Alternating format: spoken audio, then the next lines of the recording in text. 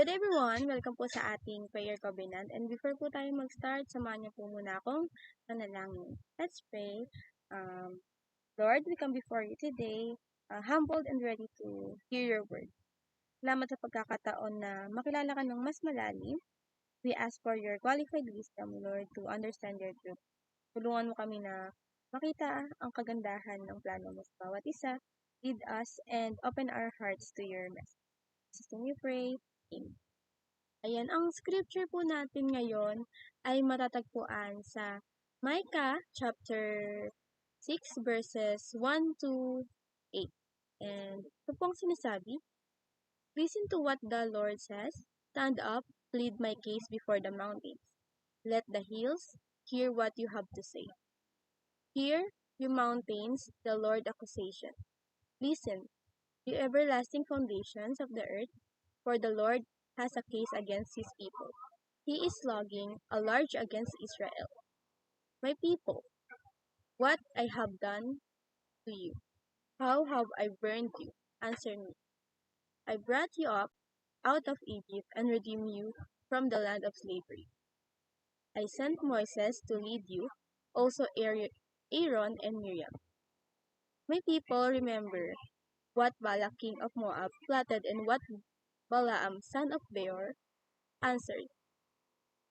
Remember your journey from Shittim to Gilgal, that you may know the righteous acts of the Lord.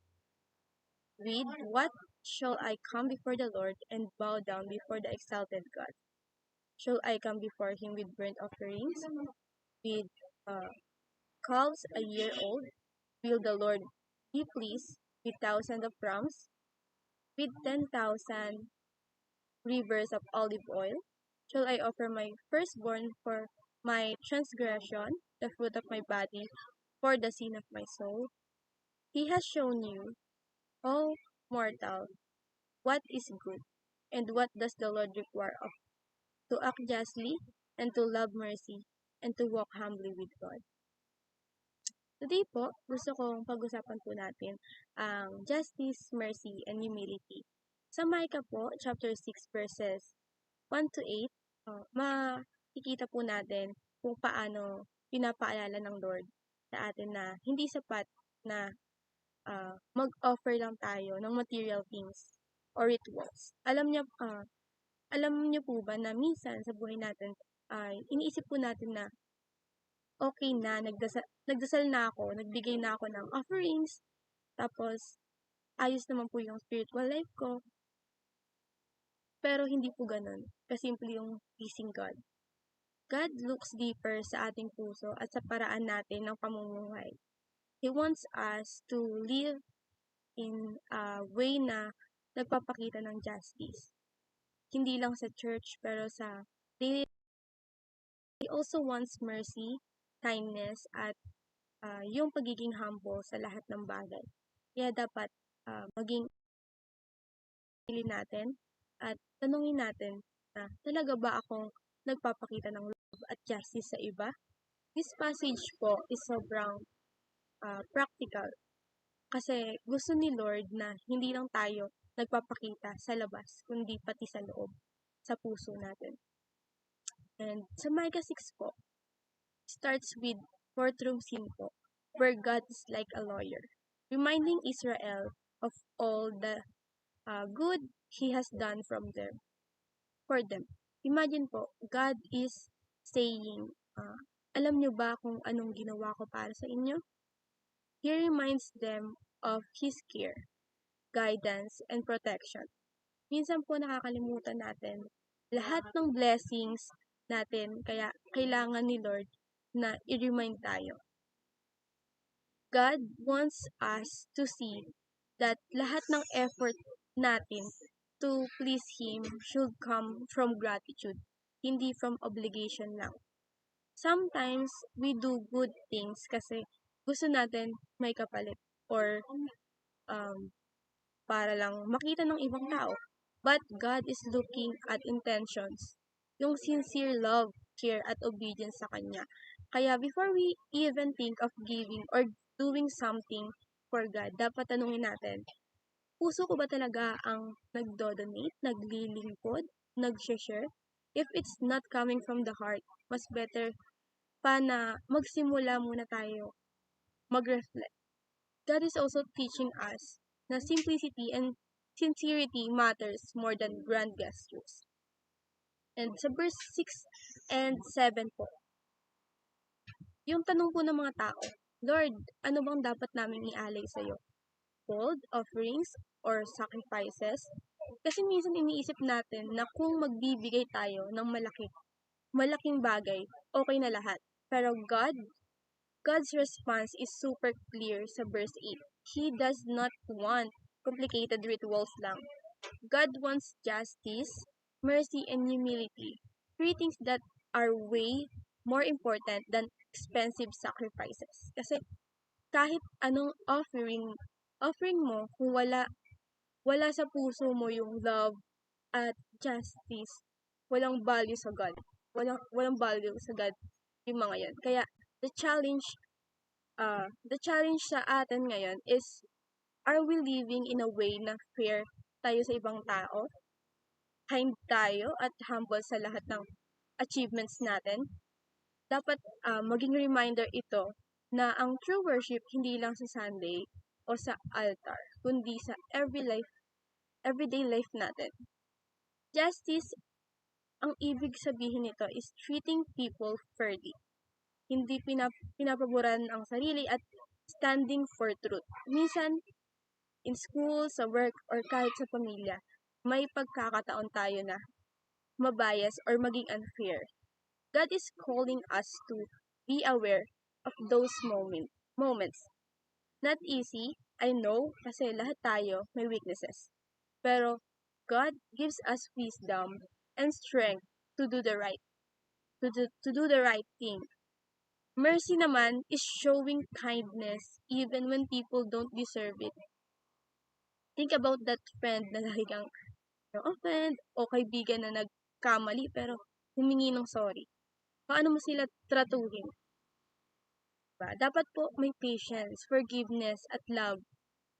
Ayun po yung ibig sabihin nun. And sa humility, so, minsan, proud tayo sa achievements natin. God wants us to remember na lahat ng blessings natin is galing sa Kanya. Hindi lang sa sarili natin. Kung titignan po natin yung mundo ngayon, sobrang kailangan natin ng people na nagpapakita ng justice, mercy, at humility. May injustice sa paligid natin, may mga hurt feelings, may mga misunderstanding. Kaya ang role natin as God's people is to be instruments of healing and fairness. Hindi lang sa big matters, pero small things rin. And like being kind sa classmates, helping sa kapwa, and choosing to forgive, simple things like these kapag ginagawa natin consistently, nagpapakita ng tunay na heart, Lord. Kaya wag tayong matakot magsimula sa mga maliliit na bagay. God is okay with small steps as long as it's sincere. And ang importante po, heart natin is aligned with His will.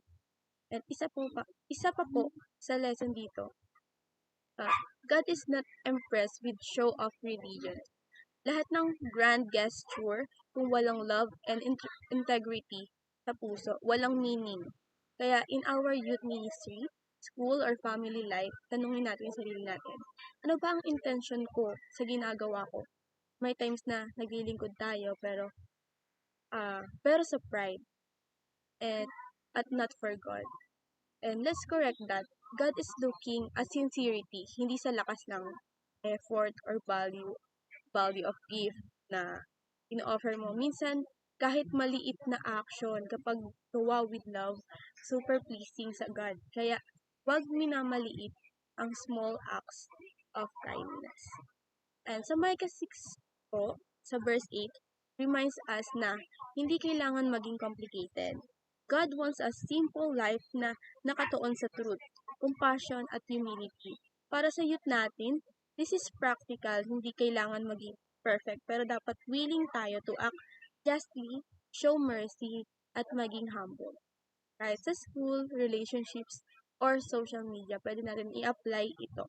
imagine po, if everyone practice these three things, sobrang positive ang environment around us. Kaya it starts with us. Hindi sa iba, kundi sa sariling actions natin. Be an example ng justice, mercy, and humility sa lahat ng aspeto ng buhay natin. At isa po pong challenge, paano natin ito gagawin sa daily life natin? Minsan po, yes po, mahirap, lalo na kapag may hurt or offense sa paligid. Pero God promises na may guidance at strength siya. Kaya we need to pray for wisdom and courage to do the right thing. Kahit mahirap po, even sa peer pressures, study pressures, or family challenges, dapat dapat hold on tayo sa principles ni God.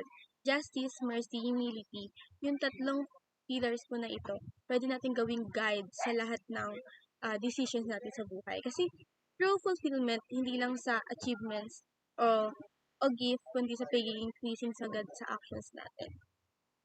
And gusto ko po na i-emphasize na rin na this message is for everyone's seasons ng life natin. Sa school life, sa ministry, sa family, sa friendship, at kahit sa self-growth po.